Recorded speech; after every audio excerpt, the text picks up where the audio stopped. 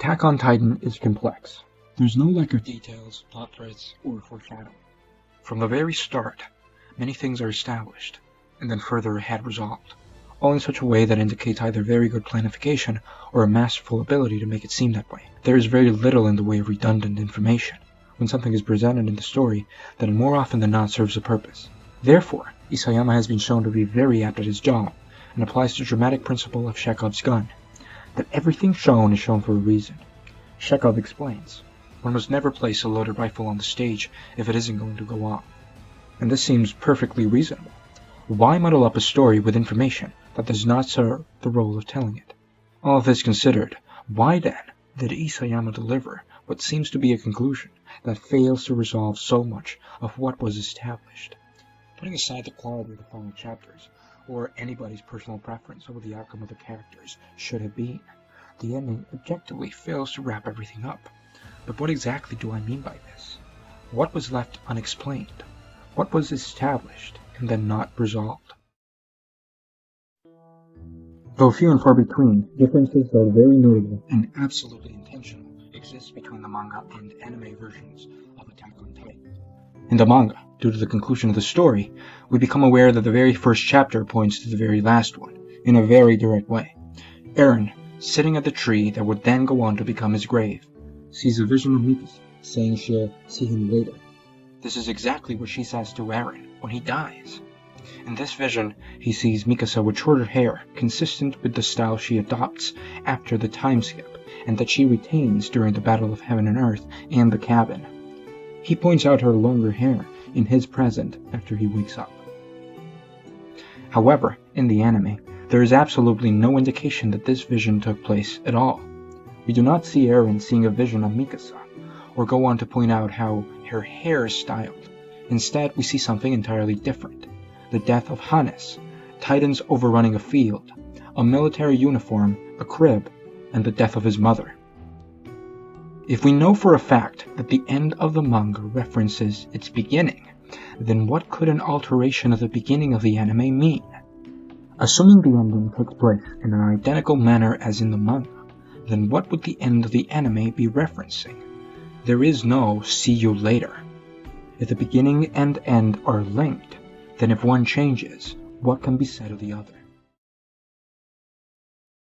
From this scene, another question naturally emerges. How is it that in both cases, Eren got the visions in the first place? It's important to remember that at this point in the story, Eren does not have the Attack Titan or the Founder, the former being in possession of Grisha and the latter Frida. Eren only gets both after the breach of the wall and the death of most of the Rise family. While there are examples of characters such as Historia getting the visions without having any of the 9 Titans, the way it occurs in this scenario is extremely unusual, since typically a trigger is needed, and none seems to be present. In Historia's case, she had a vision of Ymir's memories through her interaction with the letter she wrote. Even then, Historia has royal blood, something Eren is not. So then, what is the trigger whilst Eren is sitting under the tree? In the manga, there seems to be no direct answer. However, it does contain a possible answer pertaining to the anime in a couple of the final chapters. We learn that Eren has the apparent ability to somehow control birds and establish a link through paths with them. In one case, allowing Armin and Eren to talk, and in another, making a bird wrap Mikasa's scarf around her. With this information, it is worth noting that in the anime, Eren's vision starts with the sound of chirping birds, and ends showing 2 crows flying away from the tree under which he is sitting. This information on its own might seem coincidental, and the idea of treating any one of the birds as a trigger far-fetched. But what if I told you that this is something that actually happens again in the story in an extremely similar fashion, but with another character? On the other side of the sea, on a battlefield, Falco experiences something very unusual. In the manga, after seeing a bird fly overhead, he becomes very confused and briefly comments on his sibling's attire, as if he remembers him wearing something entirely different. In an anime-only edition, he does not have the opportunity to comment on his brother's clothes, but when he is brought back to the trenches, he talks about fighting titans and flying with swords in his hands. This sounds extremely familiar. Falco, just like Eren, after interacting with a bird, without having any of the 9 Titans, has a vision that briefly confuses him and makes him comment on his sibling's appearance. We do not have many clear details on the nature of Falco's vision, other than what is mentioned by him. We do not know if the vision is of his own memories or of someone else's. We also do not know when they are from. Without even going into speculation, this is probably one of the most incredibly important examples of a seemingly unresolved plot thread. Never again in the entirety of the manga is this ever brought up again in any way, shape, or form. At first, attempting to prove myself wrong, I looked into another scene that takes place much later on, after Falco gets the Jaw Titan. Falco recalls with detail a vision of a flying titan, but as it turns out, it has nothing to do. The vision is clearly mentioned to be coming from a distant beast titan, due to Seek's spinal fluid. So then, Falco's vision of what clearly seems to be someone using ODM gear is unexplainable, far from what the implications of such a vision would suggest. For the rest of the manga, he serves very little purpose in the story other than to act as a means of transport for the main cast of characters. So it really begs the question, why was Falco's vision given more detail in an anime-only edition when his character in the manga turns out to have such an impact?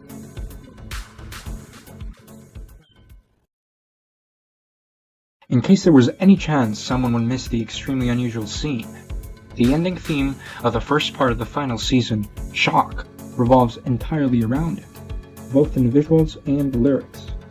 It starts following the perspective of the bird, which we can confidently establish is some kind of memory trigger, and then transitions into Falco's own perspective as he reaches up towards it.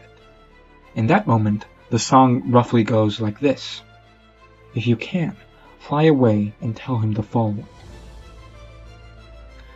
Almost as if the bird itself was being commanded to transmit a message. The song then continues. High above, countless scorched birds shrug off the ash from their wings, sneering. Won't somebody please tell the world that I was here? I will live on even after my bones to dust. As you may remember, Eren's founding titan is composed of giant bones, and Armin turns those bones into dust with the Colossal's explosion. Looking at the ending theme's visuals again, Path is shown appearing in the embers of a phoenix, from which then Falco grabs onto a glowing orb that forms from its lingering image. Looking at this rationally, given everything mentioned, the symbolism is almost mockingly obvious.